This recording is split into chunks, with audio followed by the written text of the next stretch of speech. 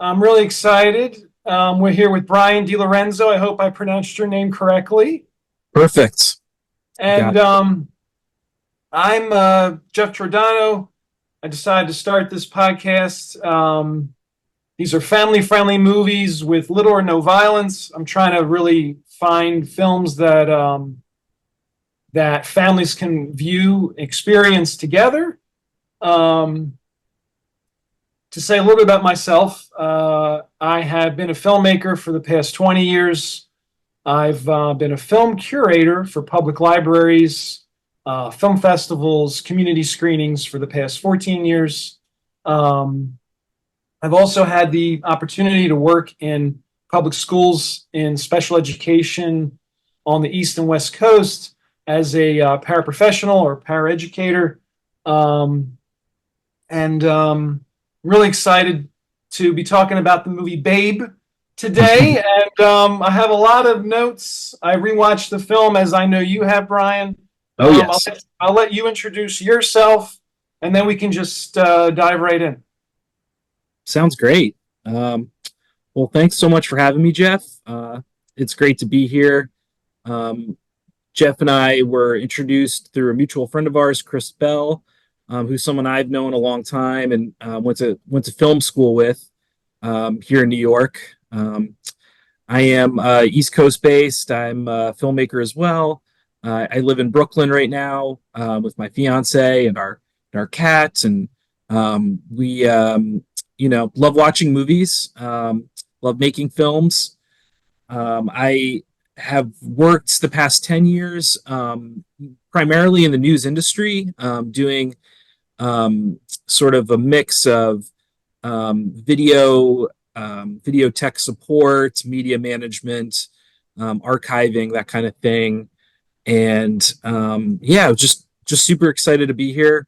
I love the concept. I love the goal of trying to find these films because so many films I watch and my friends watch are mostly adult films or rated R films. So this is kind of a unique experiment in trying to find pure family films. So happy to be here. The challenge, and I think it's worthy worthy effort.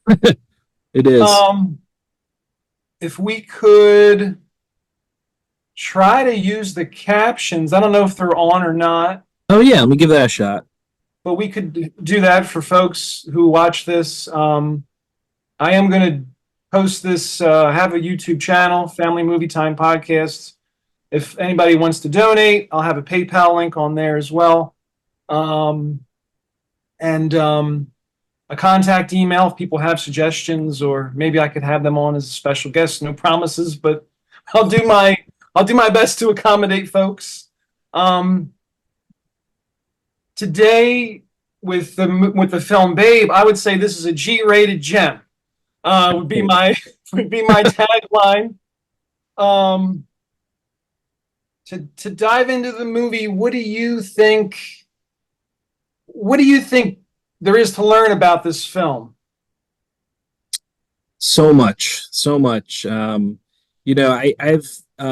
some faint memories of it from being a kid, and um, I'm love to share those as well in this episode. But yeah, I think just generally, it's an amazing film, and it's a huge achievement in a lot of ways. Just looking up basic box office numbers, it was a phenomenon in 1995, and I think it was nominated for 7 Academy Awards, including Best Picture, Best Director, Best Supporting Actor for James Cromwell, and yeah, and my favorite fact so far that I've learned, um, they called it the Babe effect, but it was essentially, um, there has been some evidence that this film led to a decrease in pork production and consumption in the United States for at least a little while, um, and they've attributed that to Babe, I guess, the Babe effect. But there's so many other things. I think it has a huge legacy in a lot of ways. regarding identity, to get super specific, what do you think?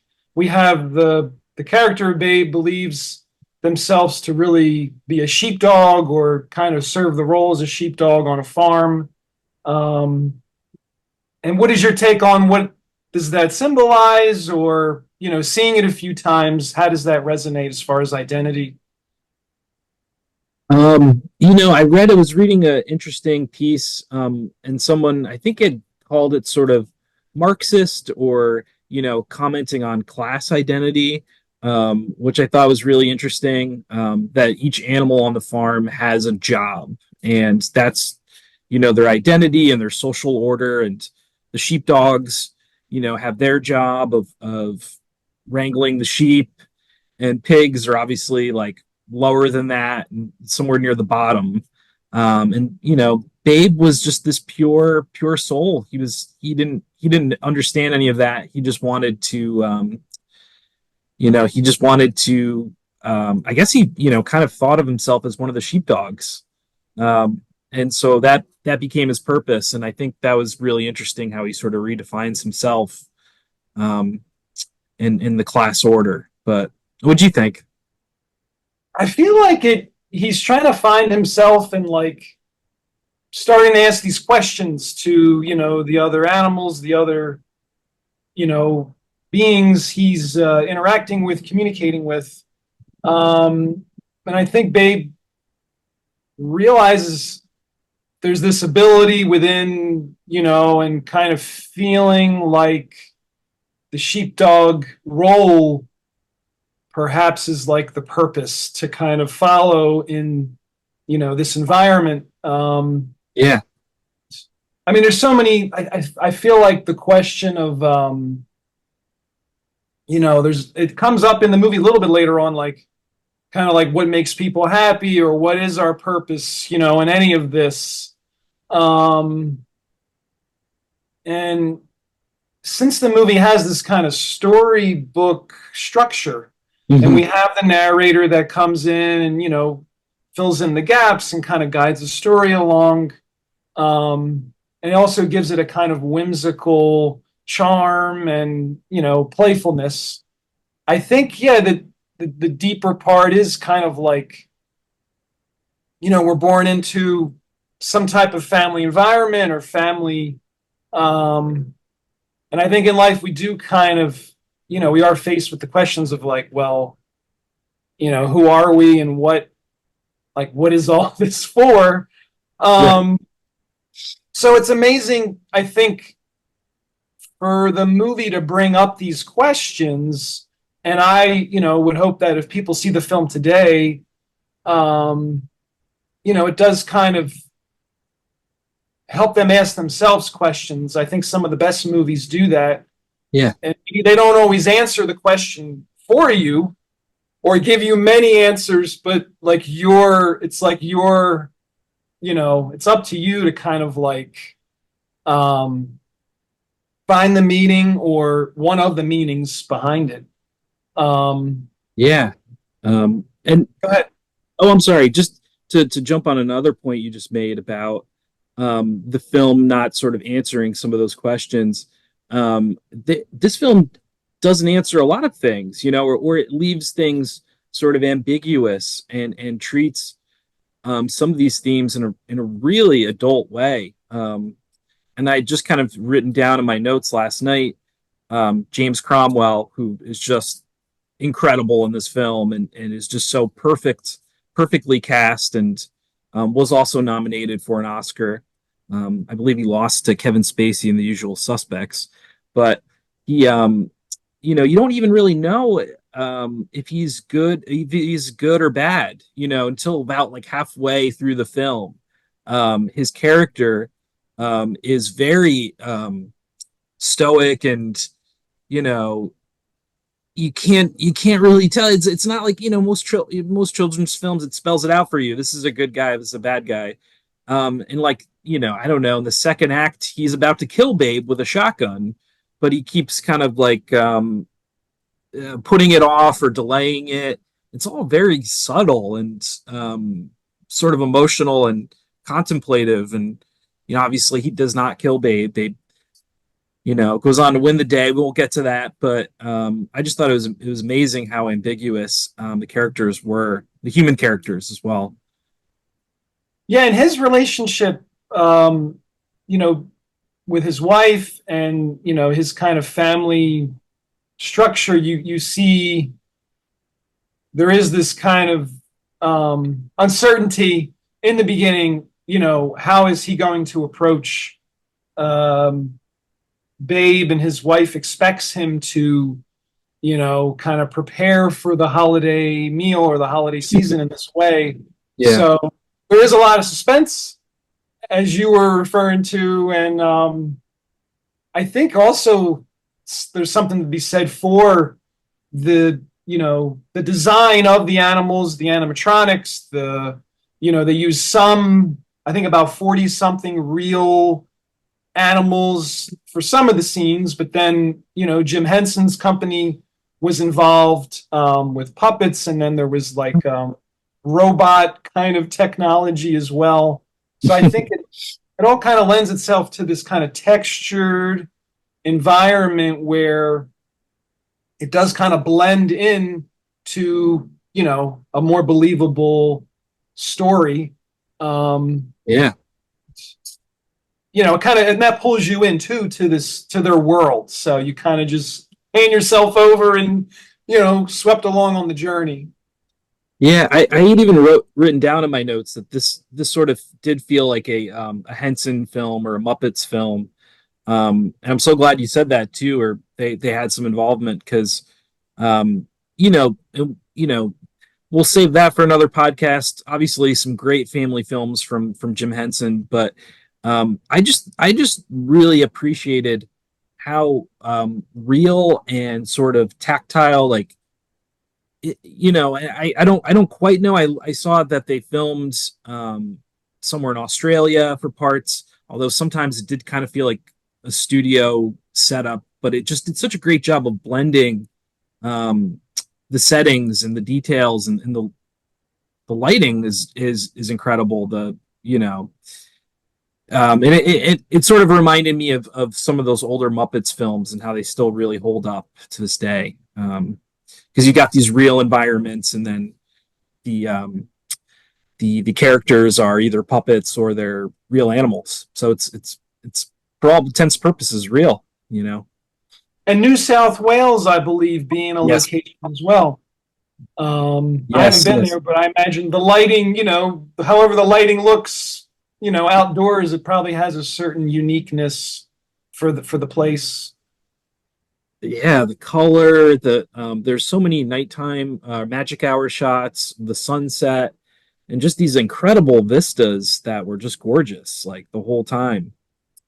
Um, Besides all the sort of menace of the animals and getting hurt, it has this magical feel to it. Where like I would love to live on that farm, or just go roll around in the grass. So beautiful. What is your take on the um the way the film, has a sense of humor or comedic moments? Is there any moments that you found yourself to be laughing out loud or chuckling or? Oh, sure, yeah. I had my fiance watch it with me, and she remembered the part where Babe's really happy. And he's like la da da da da, and I think it's like it was used in the trailer. And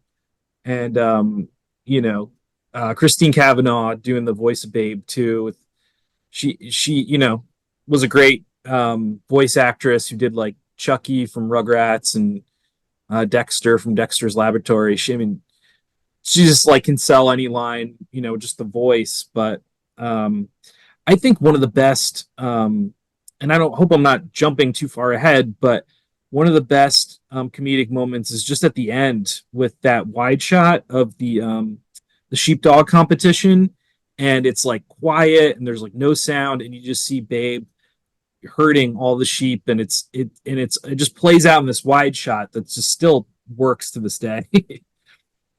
Because you're like, there's so much dramatic build up for this just kind of very quiet moment of Babe just kind of leading the other animals around the farm. Um, yeah, it's still a great moment. There's also the mice that sing and kind of like they're almost sort of Greek chorus, or maybe they are kind of comedic relief throughout the film. They come up quite a bit. They I do. I felt really entertained when they're doing the Blue Moon rendition. They're singing the song Blue Moon. That was a Yeah, sweet. yeah, it did. And it's so funny because it really avoids other type of humor that was in so many other films. It was kind of a different type of humor. I don't know if you want to get into like the Australian component of it, and Sure, you could. um, yeah, I'm sure you probably caught a certain name in the writing credits, George Miller, which just Yes, always blows my mind. And I think he directed the sequel, but um, yes. I think I always thought he directed this one, so I was a bit surprised when I learned that he had just co-written this one and I think produced it. But Chris uh, Noonan as the director for the yeah, original. I don't know. It's very much has its own sort of sense of humor. And it I don't know. I'm trying to piece it together still, like tie it to Mad Max in a way, but there's just something that's just very unique in the George Miller sense of the word, outlandish or just kind of wacky. Like the mom is she's kind of like all over the place, and James Cromwell's very stoic, and she's just like and just very like over the top. The kids were funny when the kids come to visit for Christmas and bring all these terrible gifts, and the grandkids are spoiled, and James Cromwell's just kind of staring at them in disdain. I think there's a lot of like the moment for the gift receiving. There's a little girl that receives like a tour, like a house for a dollhouse, Mm-hmm. and she's disappointed that she didn't get another toy or another kind of dollhouse. And I think there's just so much, that kind of says a lot about how, sometimes when you're that young, you really don't understand, what your parents have to do to get you these things, or what's involved with, gifts and the types of gifts you receive. Um, Especially for your birthday or something.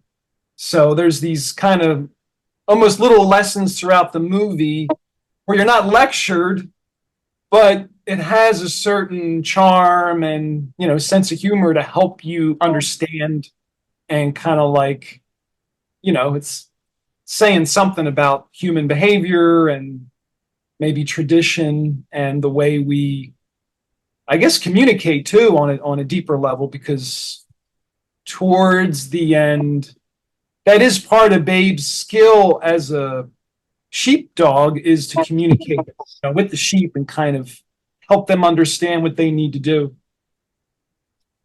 Yeah, yeah, he's sort of caught in between these two worlds. Yes.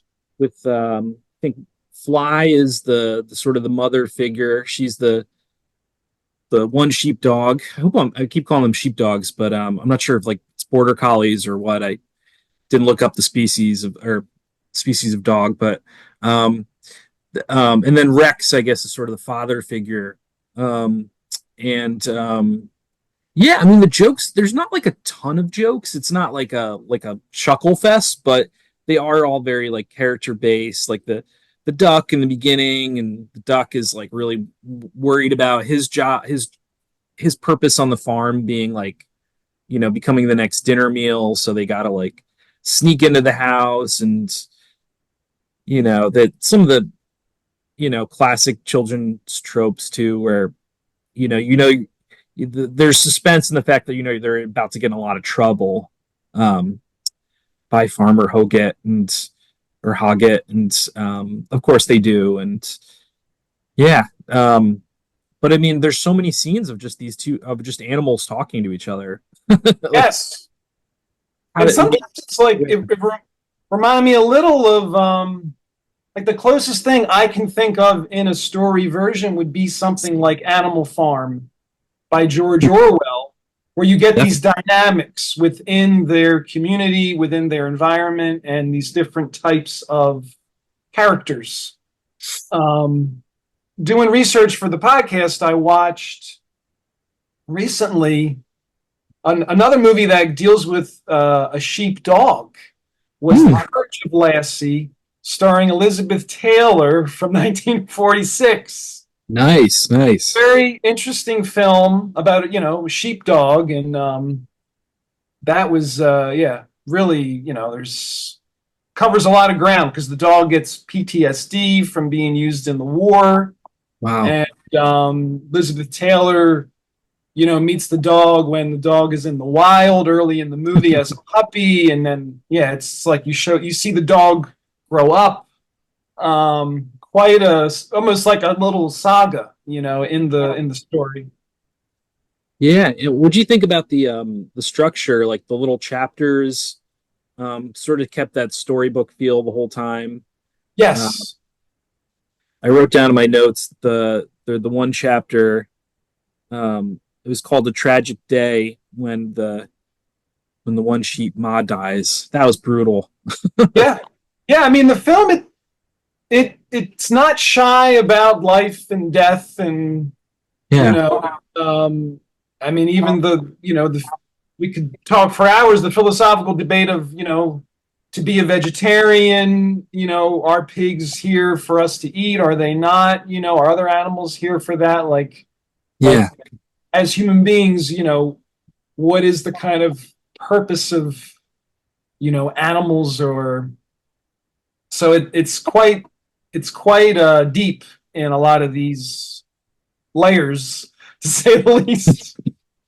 Yeah. I mean, it could become almost unbearably sad, when you start thinking like, oh my God, like all these animals, these creatures have these interior worlds, and like we're just eating them, and I'm not a vegetarian, so you know I guess I do that every day, but I don't know, I guess does everyone kind of have a moment while watching it where you're like, maybe I shouldn't, maybe I don't, maybe I don't want bacon tonight. It seemed to have that effect on people. I think too, Cromwell, he decided to be a vegetarian after performing in the movie, and then he was also involved with organizing a homeless dinner for the homeless, Right. vegetarian dinner around the holidays, especially. Um, it's interesting how the movie affected his life, and I think during the original theatrical release of the film, there were folks who put up flyers about real pig abuse or Mm, livestock abuse, near the theaters or in the theaters. So that's an interesting part of the history of the movie as well. absolutely. Yeah, yeah. I mean, it certainly had that effect on a lot of people. Um, and James Cromwell is to this day a huge activist. I think Yes. for multiple environmental issues, and he actually once was arrested, kind of where I lived, performing a protest. And some people I know were kind of who witnessed that were just like, oh, he was such a nice guy. He was just like, you know, I'm here to speak truth to power, and yeah, he just seems like just a super interesting guy. Just kind of spent his whole life focused on these issues, but I guess Babe had a big impact on him. And this being the movie, I remember reading, he said after Babe, he no longer had to audition for film roles. He was like now known, and people would just approach him to be, in their movie, Mhm. or they already thought of him to cast him. Um, the way, I mean, seeing this movie too, it reminds me like it would be a powerful experience to see it in the theater, you Absolutely. know, and I would hope that there's plans to give it some kind of 4K or 8K, whatever they're up to, Yeah. to restore it, and have some kind of re-release. Hopefully, maybe somebody will see this episode and it'll lead to that. Were you surprised when I thought when I tried to guess where I would be able to find it? And I don't know where you looked, but I was like, all right, I'm gonna maybe guess Disney Plus. No, Netflix, no, HBO, no. It was really just like it was like a $4 rental for me on Amazon. But Oh, I am curious about. I mean, it was a Universal film, so it did have a wide distribution, but what is Babe like kind of one of those films that's fallen a little under the radar, because it's not as accessible to audiences, maybe. I thought I'm like, I can kind of see that. Not to say someone won't do a big re-release someday, but um, it wasn't good like the point. easiest film to find. That's a good point. I know I saw it last year, and I feel like it was, I can't remember which streaming site. Like, I think they had the license to carry it for a Mm, certain amount of time. But similar to you, yeah, I looked it up and I said, "Oh wow, you know, I could tell people to try to find the DVD, but it's kind of hard to like stream it without renting it."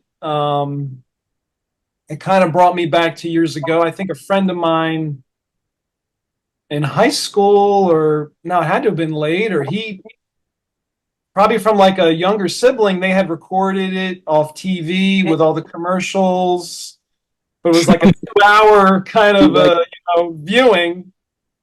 Um, but yeah, I would hope that especially for families to watch this kind of movie in the theater, with younger family members, older family members. There's a lot, the music I think would be even a bigger experience too, and the sound design, the sound effects, all the voice actors, especially. right. Do you want to get into that? Sure, There's yeah, that's a good great, segue. yeah. Well, I wrote down in my notes if this film was made today, every animal on the farm would be voiced by a celebrity.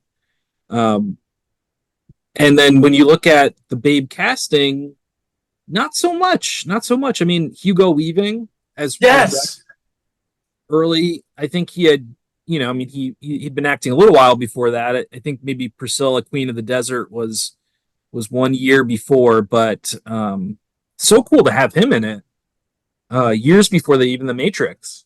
right. I was thinking that too when I saw it last year. I was like, wait a minute, I know that voice. I I know didn't that recognize voice. a lot of the voices, but I definitely something, Yeah, felt familiar. yeah. What a legend. He's already got a great legacy with Matrix and Lord of the Rings, but throw Babe in there too. You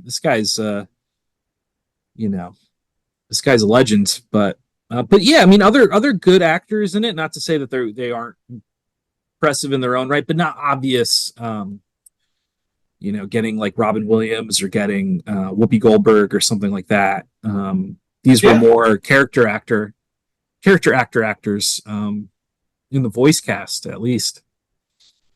yeah. I think there's something to be said for Magda Zubanski Mm-hmm. and as Hoggett's granddaughter. We have Brittany Burns, and she's an Australian actress. Um, and then the voice of the country woman, Doris Growl, Hmm.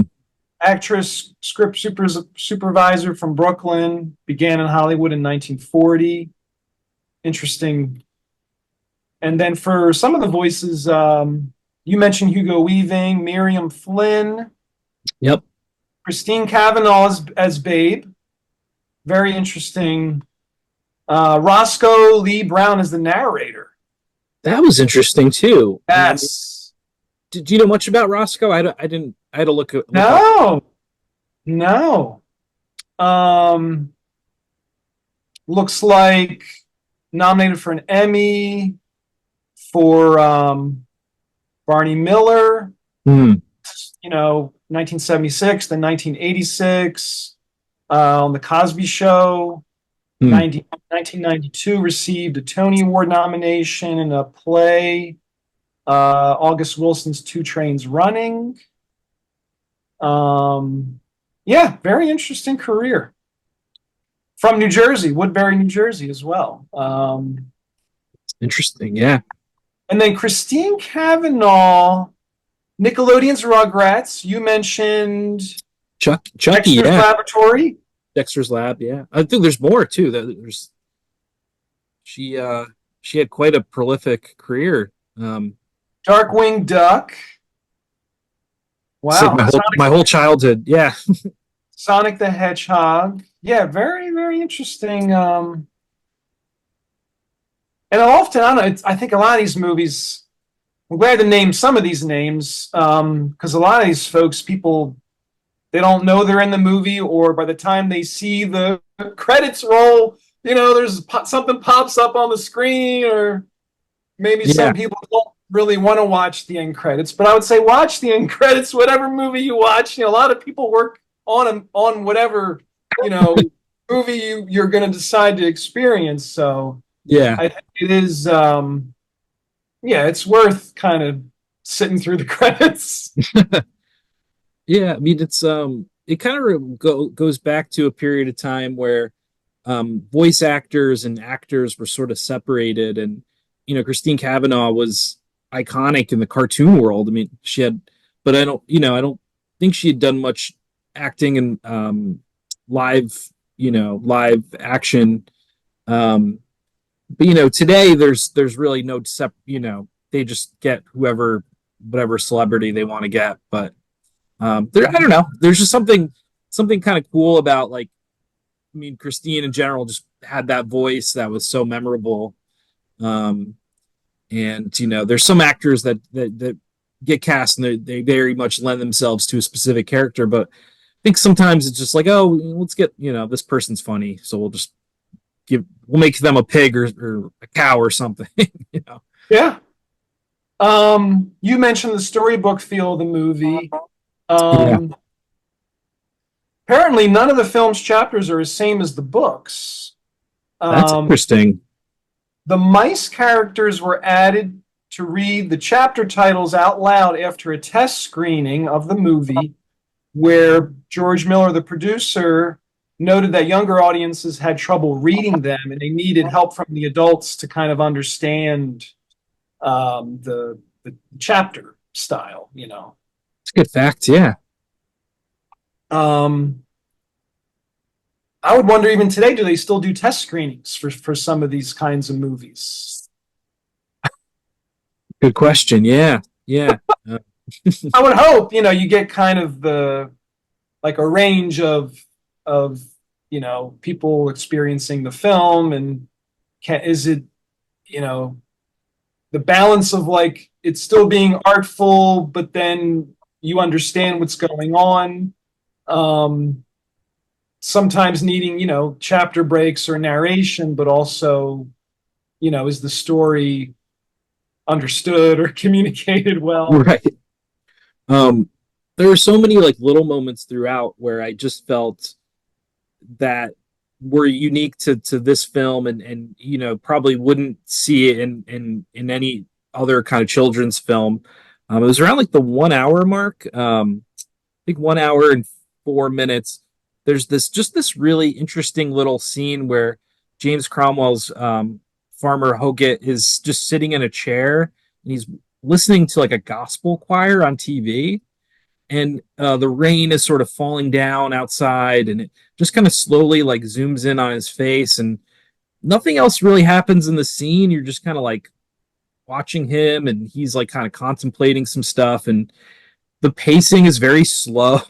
And it's just like, man, this scene would have been chopped right off if this was a family film in 2024, especially if it didn't serve some narrative purpose. But I'm just like, wow, this is such a unique film. I'm impressed too. It's a 92-minute movie. Yep. I have a lot of respect, I guess, and I'm always impressed for movies under 100 minutes or under 95, to really be able to do a story and, give a cinematic experience. I admire that, that kind of running time. Yeah, yeah. It felt pretty. I mean, it still felt pretty tight to me. Like I didn't feel like it was dragging or you know. Well, actually, let me ask you something. When was the last time you'd seen it before revisiting it? Had it been a long time or?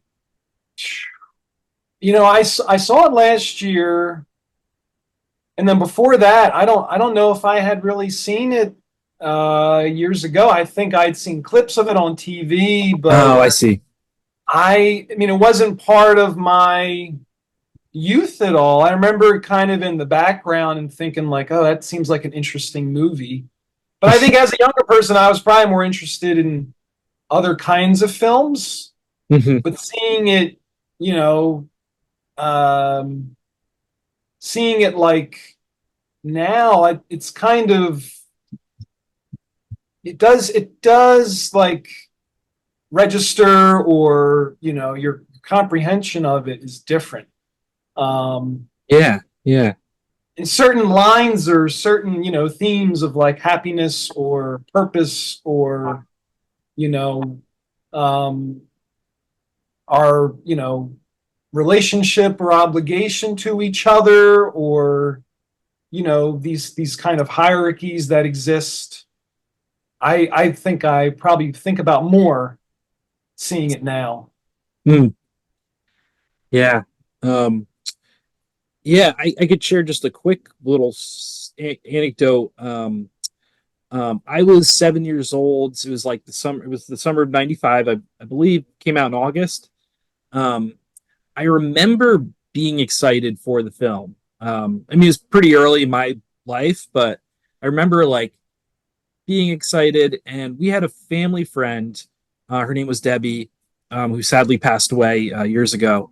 But she took me to see the film in like the movie theaters, and it was such a special memory because of being with her, and she loved pigs, um, but I remember some of the advertising before that. I remember the singing mice and like it being uh, heavily promoted to kids to children, but I think it was a different movie that we got when we actually sat and watched it. It was probably marketed more as like a fun, wacky, because there had been other films around that time, like Homeward Bound, and um, then the knockoffs came later. Like Gordy was, I think, a knockoff of Babe. Everyone knew Gordy ripped off Babe, but um, And as a kid, what did you do? You remember like at all how it felt or what it meant? Did you kind of have an idea of at that age? um, I just remember it being a really good movie. I just remember feeling, sort of touched by the story, and it has such a great ending. It ends on such a high note that I think that really helps bring you back to it and revisit it because the most iconic line of the film, "That'll do, pig, that'll do." That's like I didn't realize, and this might have been the Mandela effect. I thought there was more.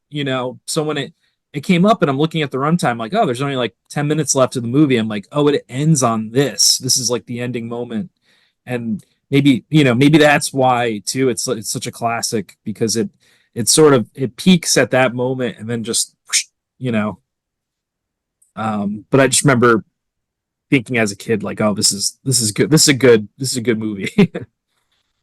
And kind of probably wanting to see it again, or wondering when is it going to be on VHS or DVD, Oh or yeah, I'm sure we had it somewhere on VHS, probably one of those like little clamshell. Used to put the kids movies in the bigger boxes, what do but you that's a think? different time. What are your thoughts on like how long is childhood? What are your kind of deeper feelings about that? Well, let's see. I'm 35. I was born in '88, so I mean, I experienced the '90s, but they are kind of faded memories. I really started to like, fully come into my own as a film watcher, film goer, in the early 2000s. But yeah, in the '90s, I mean, those iconic films that had an impact, they still resonated even then. Like I it sounds weird, but like because I was only probably like 5 years old, but like I can kind of remember Jurassic Park. Like I kind of remember just the sheer hype of that whole thing, and um, Free Willy was another one. Should be interesting to go back and watch that one too. But then I think the first summer where I was all in and really following the stuff was like Men in Black in like '97. Wow. That was my childhood. What about yours? I honestly didn't really see a lot of Disney movies. Yeah, I remember seeing Jurassic Park, the Ninja Turtles, the live oh, action Ninja Turtle films. absolutely. Um, what else? The Wizard of Oz, from the Mhm. 39. I remember, wow, what else? I mean, a lot of cartoon stuff. And then I remember Captain Planet, the TV show. Yeah, That always stuck with me. I liked the characters, the storyline. It was very unique. Yeah. yeah. Another socially conscious children's program.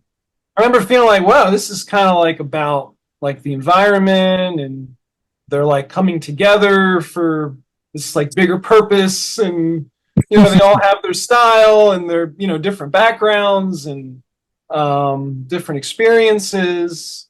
But I think yeah, seeing a lot of these movies now, I do think about like in contemporary times, maybe a lot of the family friendly content is animated. Sure. Um, and I wonder, I'm not a psychologist, but I wonder about like the experience of a young person watching a movie, whether it's with puppets or, real people. Um, how is that different than watching like an animated movie? Like if you watch, for example, young person watches the recent animated Ninja Turtles movie versus the original live action Ninja Turtles movie, like what would the difference be? I'd be very curious.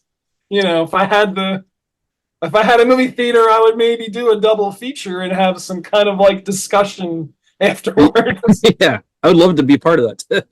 uh, yeah, that's such a good question too. I mean, um, gosh, I didn't even answer that. I mean, I, yeah, you could kind of look maybe at Disney for those live action remakes they've been making.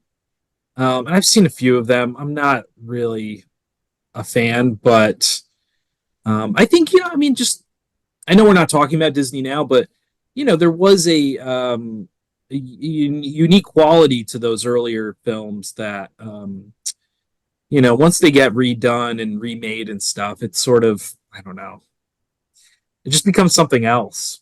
Getting back to the point of your podcast about like the purity of the film, this film, really, we got one sequel, Babe 2, Pig in the City, and then did they do anything else with the property? I don't. I think it's been. There was a video game.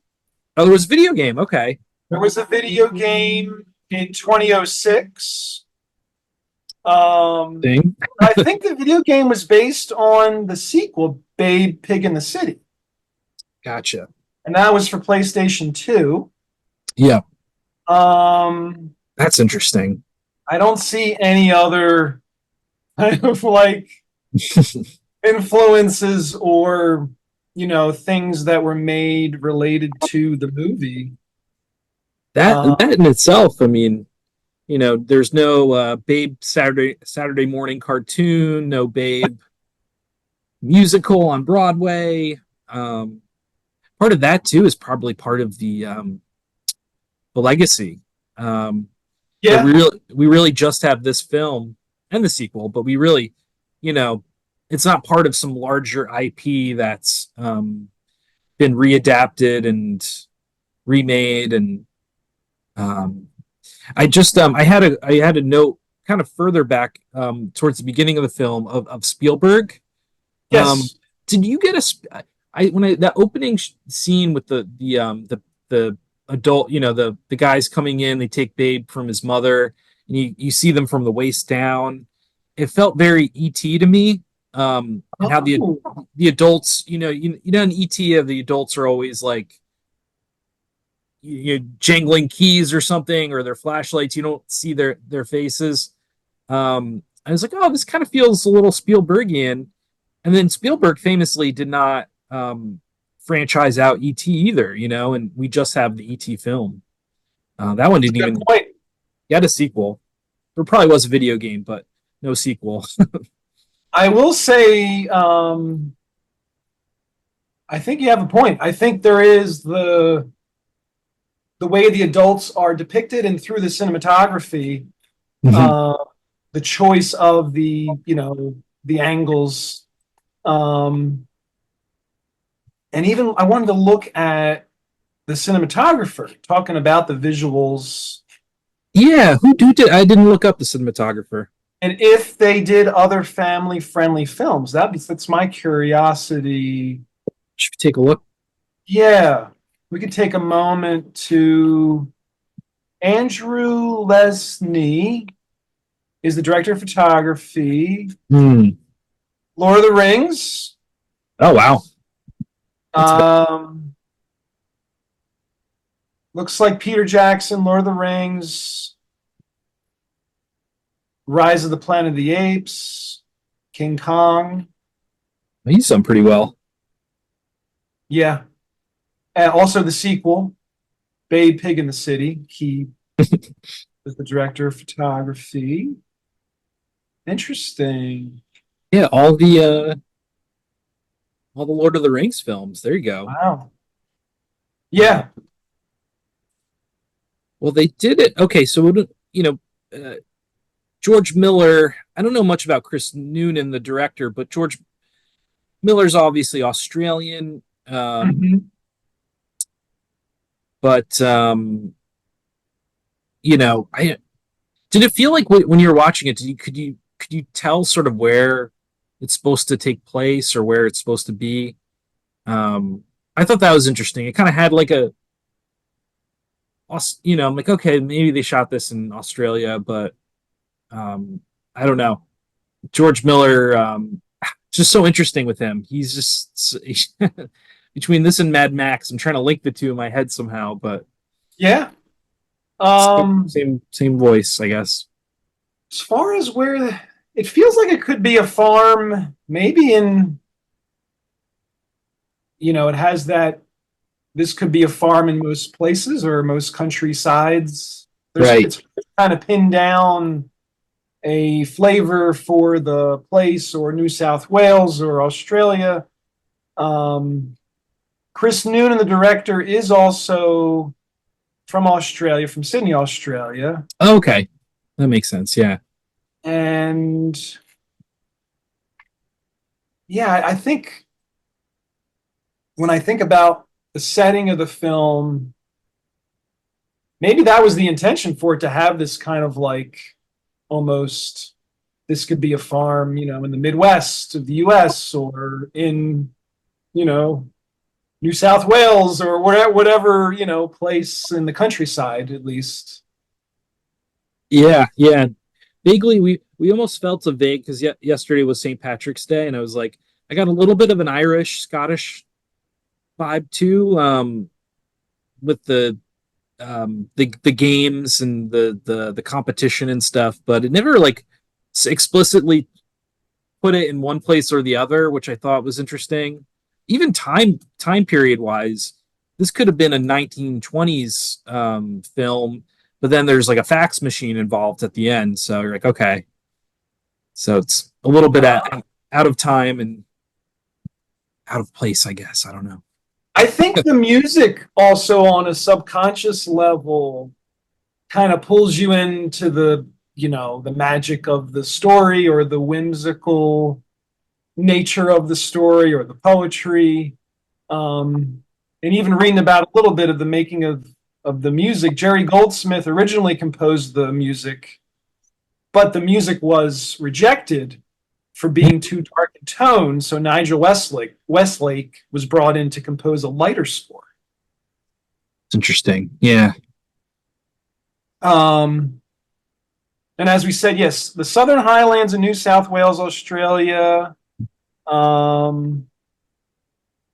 56 animal trainers on the set to handle nearly 1,000 animals, rather.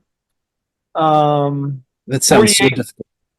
48 real Yorkshire pigs plus an animatronic double.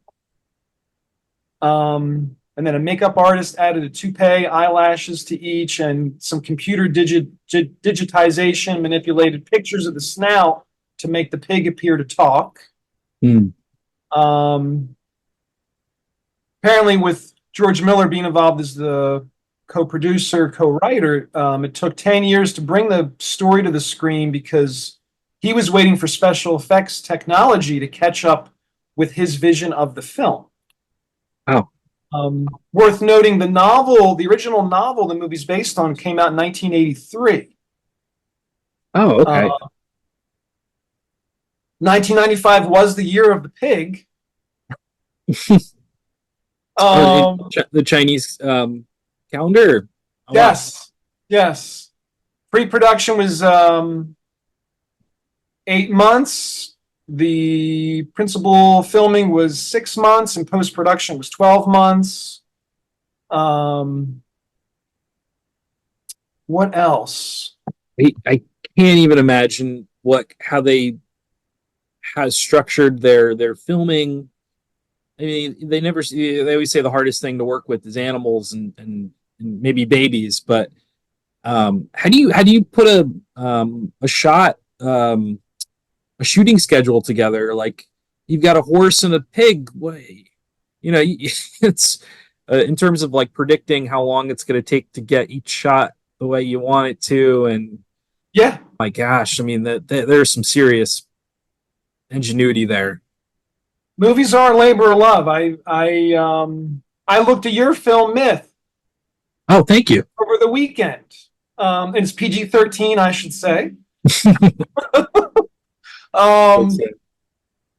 As a filmmaker,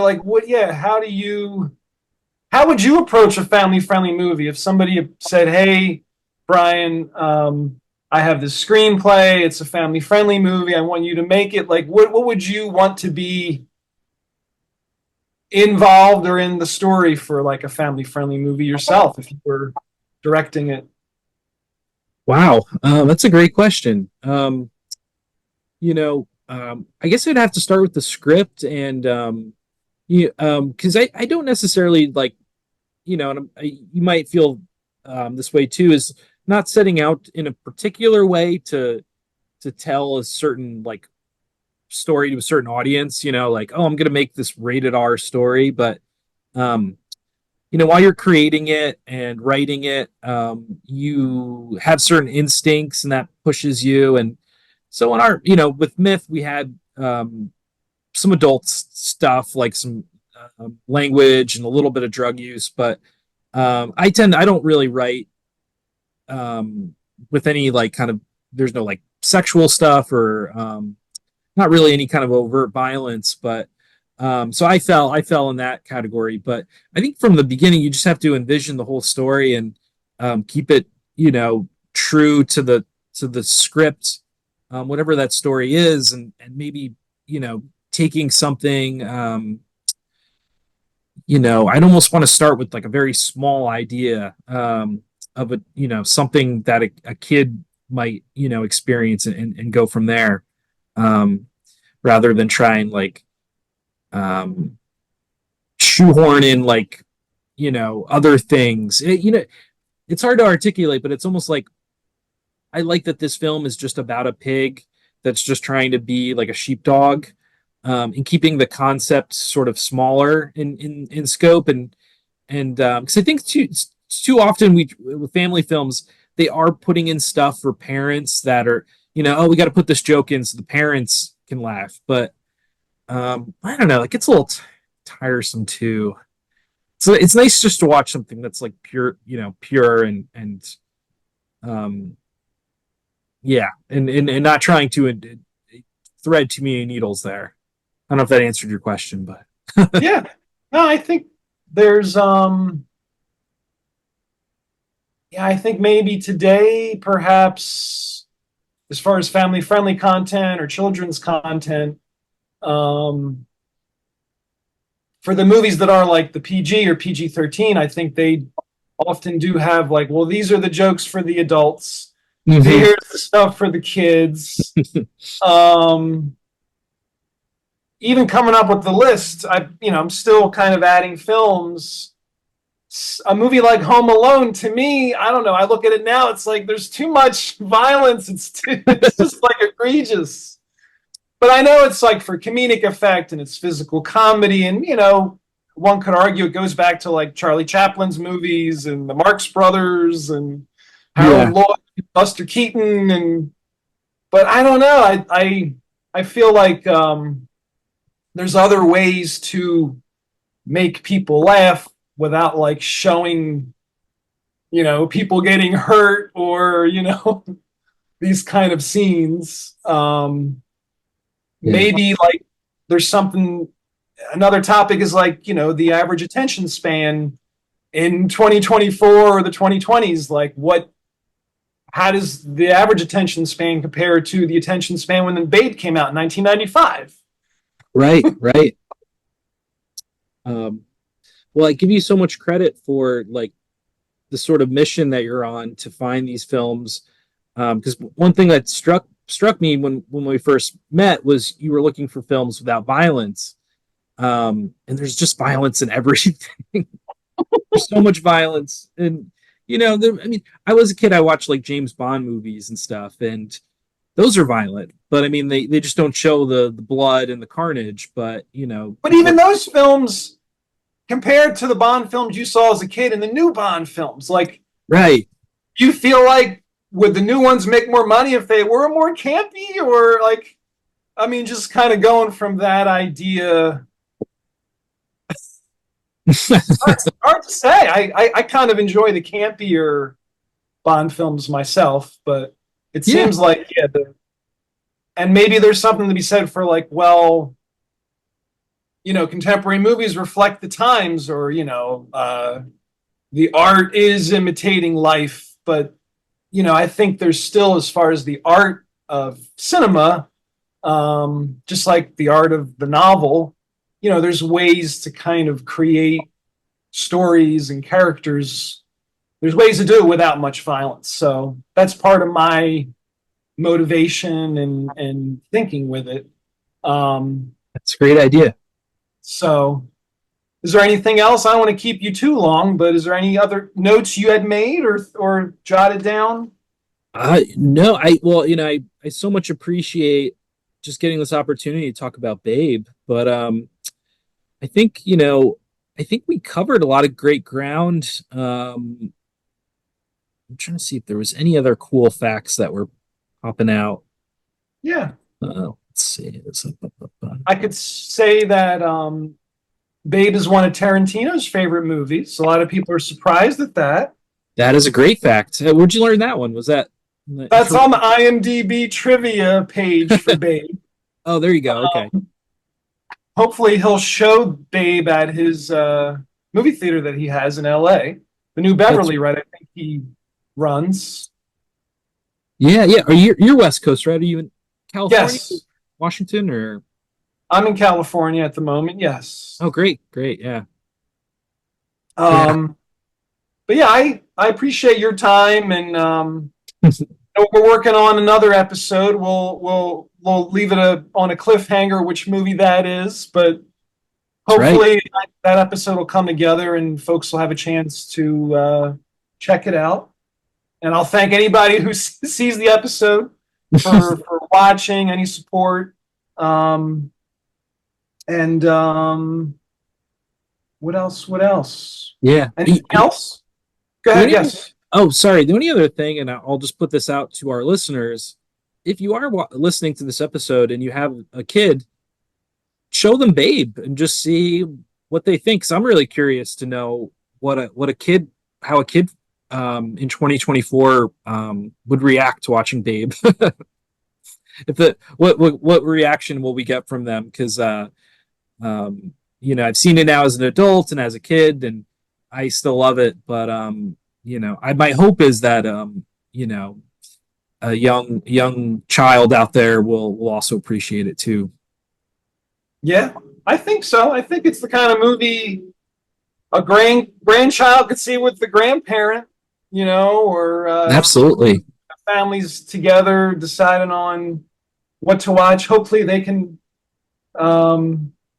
be fortunate to see it in a theater, one day. That'd be great.